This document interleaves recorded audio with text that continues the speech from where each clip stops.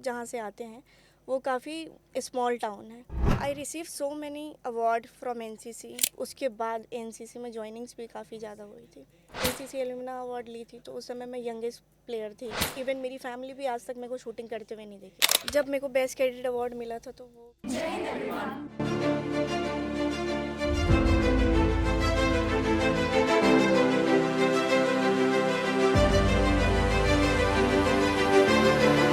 Jai Hind everyone. Welcome to another episode of Voice of Red Hackle, a podcast of the cadets, by the cadets and for the cadets. Today we have with us Komal Srivas ma'am. Jai Hind ma'am, would you please introduce yourself? Jai Hind. So first of all, I am Komal Shrivas. Basically, I am from Chhattisgarh, but now I am posted in Patna as a income tax department. I received so many award from NCC. I received so many certificate from NCC. Apart from that, I am professional rifle shooter too. I played 7 national and 1 international too. Inspiring journey ma'am. Ma'am, would you please tell us about your journey from NCC to Ministry of Finance? So NCC actually मेरे से ज़्यादा मेरी family का सपना था कि मैं NCC join करूँ और ये मेरे को ड्रेस मिले। तो इससे मेरी स्टोरी स्टार्ट हुई। पहले फर्स्ट ईयर सेकेंड ईयर तो मेरे को काफ़ी प्रॉब्लम आई, काफ़ी फेस करना पड़ा सिचुएशन, क्योंकि इससे पहले मैं कभी इतना ज़्यादा दूर रही नहीं थी घर में और काफ़ी डिफ़िकल्टीज़ का सामना करना पड़ता है। लाइक जैसे आप कैंप ज्वाइन करते हो तो कैंप में सारी चीज़ें आपको ईज़िली प्रोवाइड नहीं होती है। कई बार आपको कई टास्क फेस करने पड़ते हैं, तो वो सारी चीज़ों को मेरे को ऑब्ज़र्व करने में काफ़ी टाइम लगा। Then when I relate to NCC, सो वो मेरे लिए काफ़ी टर्निंग पॉइंट था। तब मेरे को एनसीसी अच्छा लगने लगा। फिर हमारे ऑफिस में सर ने अनाउंसमेंट किए थे कि टीएससी कैम्प का। टीएससी में उन्होंने बस ये बताए थे कि शूटिंग होती है। शूटिंग सुनते ही सब लोगों को लगता है कि एक बार ट्राई तो करना ही चाहिए। तो जब मैं स्टार्ट करी, जब हमारे को कैंप में शूटिंग कराया गया तो उस समय मेरी शूटिंग काफ़ी इम्प्रेसिव थी। जो सर थे वो भी काफ़ी अप्रिशिएट किया कि काफ़ी अच्छी शूटिंग है। तो ऐसे सिलेक्शन होते होते फाइनली मैंने टीएससी कंप्लीट की। उसके बाद शूटिंग करियर स्टार्ट हुआ। देन मैंने ABC तीनों सर्टिफिकेट विद अल्फ़ा ग्रेडिंग पास की हूँ एनसीसी में। उसके बाद मेरे को लगा कि अब मेरे को शूटिंग करियर में आगे बढ़ना चाहिए। Then I started professional shooting in top gun shooting academy in Delhi. वहाँ से मेरी शूटिंग करियर स्टार्ट हुई। देन मैंने काफ़ी नेशनल्स इंटरनेशनल्स खेले। देन शूटिंग के बेसिस पे लाइक स्पोर्ट्स कोटा एक वैकेंसी होती है, उस स्पोर्ट्स कोटा के बेसिस पे मेरा ज्वाइनिंग हुआ इन income tax department. Really great ma'am. Yes. Ma'am, अपने एनसीसी एक्सपीरियंस के बारे में और बताइए। अब आपकी बटालियन और आपके बडीज़ के बारे में। ऑलराइट। सो मैं 37 CG बटालियन से थी, ये है दुर्ग में। और बडीज़ काफ़ी अच्छे मिले। इवन दोस्त यार अभी भी काफ़ी टच में हैं। पर ये है कि एनसीसी आपको बहुत कुछ सिखाता है। Like when you started NCC, when you join the drill and so many discipline, so in that time you learn so many discipline, time management, way of talking. So this are things very attractive to me. Like वो मेरे को बहुत ही पसंद आया है इस चीज़ के लिए। जब आप टाइम का एक एक चीज़ वैल्यू समझते हो कि हाँ आपको इतने टाइम लाइक ब्रेकफास्ट के लिए तैयार होना है तो होना है, ड्रिल के लिए तैयार होना है तो होना है। तो ये जो टाइम मैनेजमेंट है वो काफ़ी अच्छा है।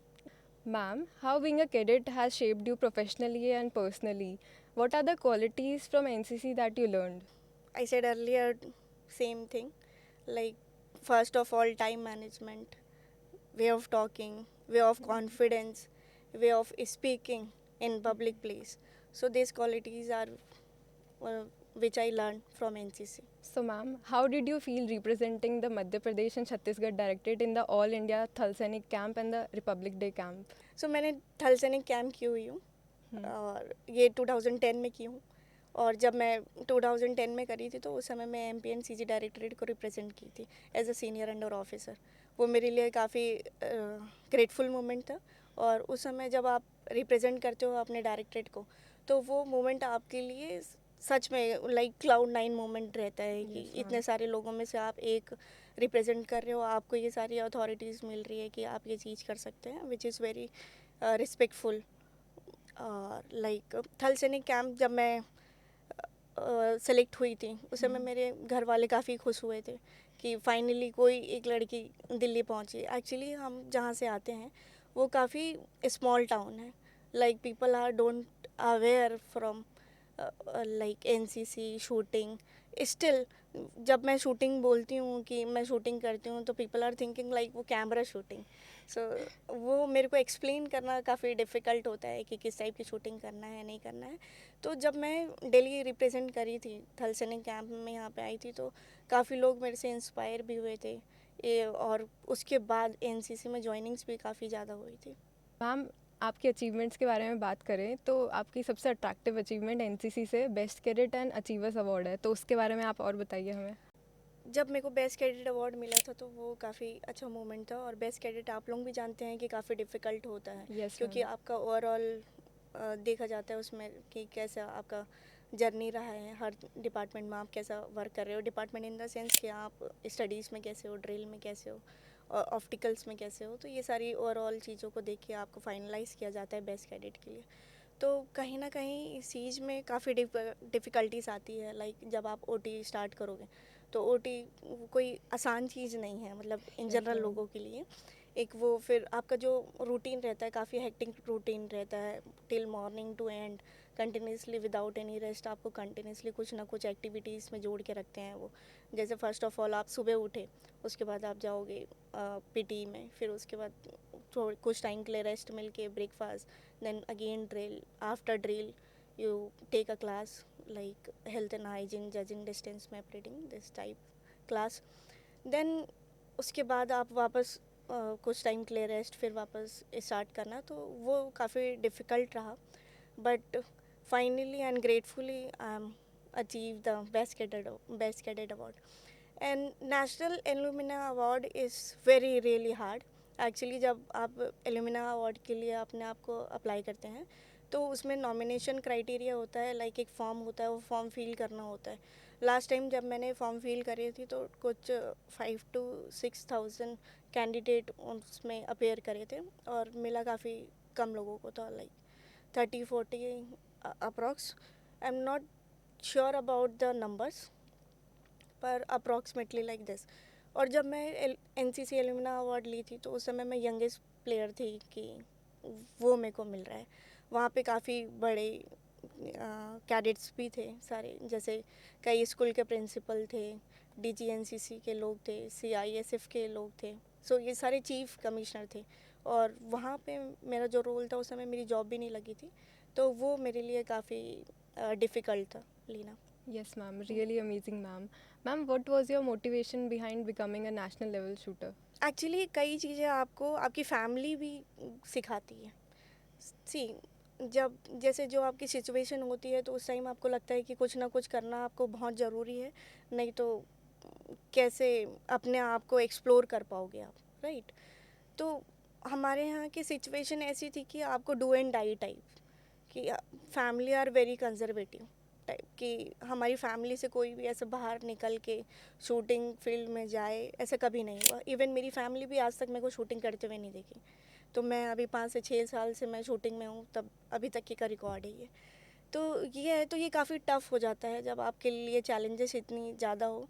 तो इसलिए ये आपको कहीं ना कहीं में कैसा लगता है, मोटिवेट करता है हर एक चीज़ के लिए, कि आपको किसी के लिए नहीं तो अपनी फैमिली के लिए और अपने बैकग्राउंड के लिए ये करना चाहिए कि एटलीस्ट आज आप उनके लिए रोड मैप तैयार कर रहे हैं, Yes, राइट। ma'am. तो आज प्रॉपरली आपने, मैं जैसे अपने घर के लिए रोड मैप तैयार कर दी हूँ, तो अब मेरे बाद कोई आना चाहे एनसीसी में या दिल्ली आना चाहे या अपना पढ़ाई करना चाहे तो वो इजीली आके अपना रह सकते हैं। मैम, छत्तीसगढ़ से first national level women shooter बनना बहुत बड़ी अचीवमेंट है। राइट, ये सच में बहुत अच्छी बड़ी अचीवमेंट है।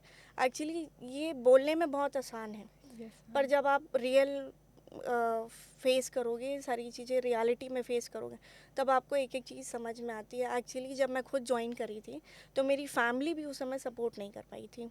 मे बी उनके भी कुछ रीज़न होंगे, नो डाउट। पर ये है कि अब जैसे आप जानते होंगे कि कई स्मॉल टाउन में जब आप रहो तो ये होता है कि मैटरनल फैमिली कुछ आपको बोल रही है, पैटर्नल कुछ और बोल रही यस है। मैम। तो उन सारी चीज़ों के कारण आपके पेरेंट्स भी एक राइट डिसीजन नहीं ले पाते कि क्या करना चाहिए क्या नहीं करना चाहिए। तो उस सिचुएशन में एक चीज़ को पिक करना वो काफ़ी डिफ़िकल्ट है। और मेरे ख्याल से मेरे को ऐसा लगता है कि बाहर के ऑप्टिकल से ज़्यादा आपको घर के ऑप्टिकल्स परेशान ज़्यादा करते हैं, राइट। तो जब मैं फ़र्स्ट टाइम अटेम्प्ट करी थी शूटिंग, तो उस समय मेरी फैमिली टोटली अगेंस्ट थे। मैंने ऐसे ही कॉलेज के नाम से निकली घर से, फिर मैं कंपटीशन फ़ाइट करी। देन एक वहाँ पे शोभा सोनी मैडम थी, उन्होंने मेरी काफ़ी मदद की हर एक चीज़ के लिए। तो एक वो लेडी है, वो हर एक लाइक स्टेजेस पे मेरे को सपोर्ट करते रही। लाइक कि मेरे को गवर्नमेंट स्कॉलरशिप से मैं दिल्ली आई थी फर्स्ट टाइम, तो मेरे को 3 लाख रुपीज़ स्पॉन्सरशिप हुआ था। उसकी मदद से मैं दिल्ली आई, ट्रेनिंग स्टार्ट करी, शूटिंग ज्वाइन करी, देन इक्विपमेंट्स ली। एक्चुअली जो शूटिंग है वो काफ़ी एक्सपेंसिव है, स्पोर्ट्स है, ओके। तो आपको इसको एक नॉर्मल लेवल पे कंटिन्यू करना इज़ चैलेंजिंग, क्योंकि पैलेट का कॉस्ट अलग है, राइफ़ल का कॉस्ट अलग है, किट का कॉस्ट अलग है, स्टैंड का कॉस्ट अलग है। तो ये सारी चीज़ें काफ़ी डिफ़िकल्ट होती है एक साथ आपको मैनेज करने के लिए, जब आपकी फैमिली भी आपको सपोर्ट ना करे तो। मैम, जब आपको रिकग्निशन मिली, इतना ह्यूज माइलस्टोन आपने अचीव करा, तब क्या था? मतलब तब सोसाइटी में और लोगों के अराउंड रिएक्शन क्या था?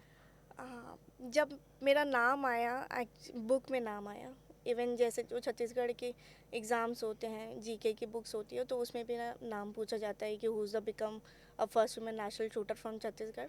सो उस समय आप फैमिली काफ़ी प्राउड फील करती है कि हाँ, काफ़ी आपने अच्छा करे। इवन रिलेटिव्स भी काफ़ी वो करते हैं, अप्रिशिएट कि हाँ, एक आप हो जो सारी चीज़ों को फेस करके भी निकल गए। तो ये सारी चीज़ें, अब मेन वो है ना कि जैसे जब आपका स्ट्रगल पीरियड चलता है, तब आपको कोई उतना सपोर्ट करने वाला नहीं होता है। जब फाइनली आपको कुछ अचीव होता है, तो सच में लोग आपको साथ देते हैं। तो ये चीज़ मेरे लिए काफ़ी देखने वाली थी कि मैं सामने से देखी हूँ। तो ma'am, during your shooting days, what was your training schedule like and how did you manage it with all your other things? Okay, actually this is very good question for me. This is very challengeable, I guess.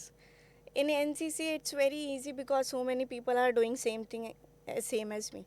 But when I started professional shooting, so in the time is too difficult for everything to manage. Like उस समय मेरे को अपनी पढ़ाई भी manage करनी है, shooting भी मैनेज करनी है, फैमिली को भी सपोर्ट करना है, रेंज भी जाना है। तो लाइक मेरा जो शेड्यूल होता था वो सुबह 7 बजे से स्टार्ट होता था, कभी 7 कभी 5 ऐसे। तो ये मैच के ऊपर भी डिपेंड होता है कि जब जैसे आपके टूर्नामेंट्स करीब आते हैं, तो आपको लगता है कि हाँ, आपको ज़्यादा प्रैक्टिस करने से हेल्प होगी। तो ये जैसे आप सुबह मॉर्निंग में गए, 7 to 9 प्रैक्टिस करें, 7 to 10 प्रैक्टिस करें, देन उसके बाद रेस्ट, फिर उसके बाद कि मेडिटेशन हो गया, जिम हो गया, और काफ़ी चीज़ें। एक्चुअली जो शूटिंग है ना, ये आपको ऐसा लगेगा कि काफ़ी इजी गेम है, but when you enter the shooting then you realise so many things कि shooting is a science actually. This is all about the mental game. तो जितना इसमें आप काम कूल रहोगे, उतना आप शूटिंग परफेक्टली कर पाओगे।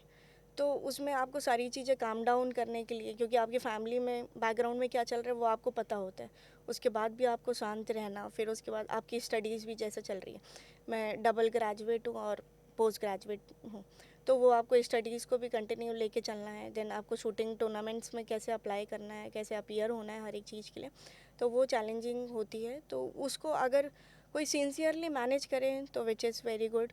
अदरवाइज़ मेरे को ऐसा लगता है कि 40 to 50% बैकआउट कर देते हैं इस वजह से कि काफ़ी हेक्टिक शेड्यूल रहता है। सो मैम, आपने मेडिटेशन के बारे में बात करी, so what do you think how important yoga is in our daily lifes? Okay, so meditation and yoga is very important in shooting and in general is also very important, कि ये आपकी lifestyle को भी change करता है। जब आप yoga meditation करेंगे तो सबसे पहले टाइम की बात आती है, एक डिसिप्लिन की बात आती है, जैसे कि हमने एनसीसी में सीखे। अब वहाँ भी हमारे को इन जनरल फर्स्ट जो काम होता था कि सबसे पहले सुबह उठना है, आपको पीटी करना है, वो this is also kind of yoga, okay. So ये चीज़ आपको काफ़ी सपोर्ट करती है हर एक लेवल के लिए। जैसे जब आप योगा मेडिटेशन करते हैं तो उस समय ये है कि आप ब्रीदिंग होल्ड कर सकते हैं, आप सीरियस सिचुएशन को कैसे हैंडल करना है वो सारी चीज़ें कर सकते हैं। कभी आप अपने कि बुरे थॉट्स आ रहे हैं तो उनको कैसे मैनेज करना है, क्या करना है, कैसे अपने आप को काम डाउन रखना है हर सिचुएशन में, तो ये आपको मेडिटेशन बहुत अच्छे से सिखाता है। लाइक जब शूटिंग आप करेंगे तो उसमें एक शॉट 9 चला गया तो उस समय आपका काफ़ी टेम्परेचर ये हाई हो जाता है, लाइक कि 9 कैसे आ गया। तो यस मैम। क्योंकि ये डेसिमल्स का सवाल हो जाता है। जैसे जब मैं राइफ़ल शूटर हूँ, प्रोफेशनल राइफ़ल शूटर, तो अब इसमें जो सबसे हाईएस्ट पॉइंट होता है वो 10.9 होता है। 10.9 और सिंपल 9 में काफ़ी डिफरेंस है इसमें। तो जैसे ही एक 9 मारोगे तो आप बहुत पीछे आ जाओगे, तो फिर आपको उस चीज़ को इग्नोर करके आगे बढ़ना है। नहीं तो कई लोग ऐसे सोचते हैं कि नहीं, 9 आ गया, एक 8 आ गया तो इसके बाद यहाँ मैच स्टॉप कर दिया जाए या कुछ कर दिया जाए। तो उस समय ये चीज़ें आपको काफ़ी मदद करती है कि हाँ, इसे कैसे ओवरकम करना है। और नेक्स्ट थिंग कि मेडिटेशन, मेडिटेशन में ये है जैसे प्राणायाम से सारे प्राणायाम आपको ब्रीदिंग के बारे में सिखाते हैं कि कैसी ब्रीदिंग होनी चाहिए, कैसे ब्रीदिंग में एक्सरसाइजेस करना चाहिए, कैसे ब्रीदिंग कंट्रोल कर सकते हो आप, सारी चीज़ें। तो ये पार्ट काफ़ी इम्पॉर्टेंट है आई गेस शूटिंग में। Okay, ma'am. Ma'am, what was your motive in joining the income tax department? Was it something you wanted to do from the start or something like that? No, it's not actually. This is the coincidence maybe. I, I really wanted to join MEA, Ministry of External Affairs. Alright. So एक form आया था income tax का, sports quota base, तो मैंने बस ऐसे trial basis पे कर दिए थे। उस समय मेरे को कुछ आइडिया नहीं था कि कैसे जॉब क्या होता है क्या नहीं होता है, इनकम टैक्स क्या डिपार्टमेंट है, मतलब लाइक इन जनरल सबको पता है इनकम टैक्स क्या है क्या नहीं है, पर जो उनका वर्क प्रोफाइल है वो कैसे काम करता है, डिपार्टमेंट कैसे वर्क करता है, ये सब चीज़ का कोई आइडिया नहीं था। पर मैंने बस ऐसे जस्ट फॉर फन बेसिस उसको अप्लाई करी और फाइनली उसमें सेलेक्ट हो गई। वो मेरे लिए काफ़ी अच्छा था। और इनकम टैक्स का सिलेक्शन प्रोसीजर भी काफ़ी टफ़ होता है। सब लाइक मैं आपको एक एग्जांपल देती हूँ कि सबसे पहले तो ट्रायल होगा, ट्रायल के बाद आपका डीवी होगा, DV in the sense documentation. Documentation में आपको जैसे आप एसएससी या यूपीएससी जब देने जाएंगे तो ऐसा, यूपीएससी का तो उतना मेरे को आइडिया नहीं है, पर एसएससी में ये है कि जब जैसे आप डॉक्यूमेंटेशन में जाएंगे तो उस समय आप श्योर रहते हैं कि हाँ आपकी एक पोस्ट तो फाइनलाइज है, ठीक है। पर जब जैसे आप स्पोर्ट्स कोटा में गए तो वहाँ पे मैं जब हाँ डीवी गई थी तो टोटल कैंडिडेट्स वहाँ पे 14 आए थे और उसमें सेलेक्ट हुए थे ओनली 4। तो ये काफ़ी टफ था। और ऐसा नहीं है कि बस ये स्पोर्ट्स कोटा है तो ये शूटिंग के लिए आए हैं, ये ओवरऑल स्पोर्ट्स के लिए रहता है। टोटल 60 स्पोर्ट्स हैं तो वो हर 60 स्पोर्ट्स में एक एक पर्सन को वो लेंगे। जैसे जब मैं ज्वाइन करी थी तो एक स्विमर थी, एक आर्चरी से थे, एक बैडमिंटन प्लेयर थी और एक मैं शूटिंग की थी। तो ये है, काफ़ी चैलेंजिंग था। एंड डिपार्टमेंट में काफ़ी अच्छा डिपार्टमेंट है, रिस्पेक्टिव जॉब है आपके, रिस्पेक्टिव डिपार्टमेंट है। इसमें काफ़ी चैलेंजिंग मोमेंट आते हैं जैसे रेड, तो वो काफ़ी अच्छा भी है और काफ़ी हेक्टिक भी है। तो ये Yes, तो मैं ma'am. उसको एक्सप्लेन तो नहीं कर पाऊँगी बट आई गेस काफ़ी अच्छा होता है। Yes ma'am. मैम, आप अपनी बिहार और झारखंड की पोस्टिंग्स के बारे में और बताइए। मेरी फ़र्स्ट ज्वाइनिंग जो है वो बिहार झारखंड रेजिमेंट में हुई है, तो अभी मेरी पोस्टिंग पटना में है, द कैपिटल ऑफ बिहार। सो काफ़ी अच्छा लग रहा है, काफ़ी नई चीज़, नई जगह है मेरे लिए। मैं फ़र्स्ट टाइम गई थी जब मैं वहाँ पे ज्वाइन करी थी पटना, इससे पहले मैं कभी पटना गई भी नहीं थी। तो people are also very kind, supportive, so yes ma'am. Easy to easy to connect the people. तो मैम, आपकी इस जर्नी में आपकी फैमिली, आपके friends and specially your father, उन्होंने क्या पार्ट प्ले किया? मेरे को ऐसा लगता है कि आज मैं इस स्टेज पे हूँ तो मेरी फैमिली का काफ़ी सपोर्ट है। कभी सपोर्ट लेना भी काफ़ी अच्छा होता है, लाइक कि कभी कई कोई कोई फैमिली ऐसी होती है कि वो आपको प्रॉपरली सपोर्ट कर नहीं पाती है हर एक चीज़ के लिए, जिस हिसाब से आपको रिक्वायरमेंट है, जिस हिसाब से आपकी एक्सपेक्टेशन है कि हाँ आपको इस चीज़ में फैमिली सपोर्ट मिलनी चाहिए और उस समय नहीं मिलती है। तो मेरे को ऐसा लगता है कि इंसान ज़्यादा ग्रो करता है और जल्दी ग्रो करता है। सेम सिचुएशन मेरी है कि जब मैंने इनिशिएटिव लाई थी कि मेरे को शूटिंग ज्वाइन करना है, एनसीसी जब ज्वाइन करी थी तो मेरी फैमिली काफ़ी खुश थी। इवन उनका खुद मन था कि मैं एनसीसी में जाऊँ। मेरी मम्मी का काफ़ी स्पेशली मन था कि उनको बहुत था कि मेरे को वर्दी पहनना है इस टाइप से, तो उन्होंने मेरे को ऐसे ज़ोर ज़बरदस्ती से एनसीसी दिलवाए। देन उसके बाद काफ़ी अच्छा लगा एनसीसी में। पर जब शूटिंग मैंने अपना बताई कि मेरे को शूटिंग में भी इंटरेस्ट है और शूटिंग मेरे को करना है, तो उस बेसिस में थोड़ा सा वो शायद इनसिक्योर थे कि कैसे क्या होगा क्या नहीं होगा, क्योंकि दे आर वेरी अवेयर कि shooting is very expensive and we are 3 siblings and the earning person is only my father, so it's tough to manage all of these things. So इस बेसिस में काफ़ी हद तक के आपको भी समझ में आता है कि क्या हो रहा है क्या नहीं हो रहा है। देन ये सिचुएशन दोनों के लिए काफ़ी टफ होती है, इवन आपके पेरेंट्स के लिए भी आपके लिए भी। उनको भी कहीं ना कहीं ये लग रहा है कि आपको वो प्रॉपरली सपोर्ट कर नहीं पा रहे हैं, हमें ऐसा लग रहा है कि वो हमें सपोर्ट नहीं करना चाह रहे।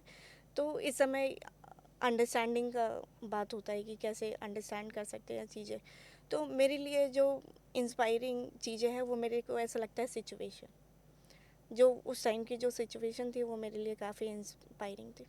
As we come towards the end, what message would you like to give to our young audience who are aspiring to join the armed forces and the government services? Okay, so I think कि इंसान को हर situation से लड़ना चाहिए, कभी भी ये नहीं कि मूव ऑन कर लिए।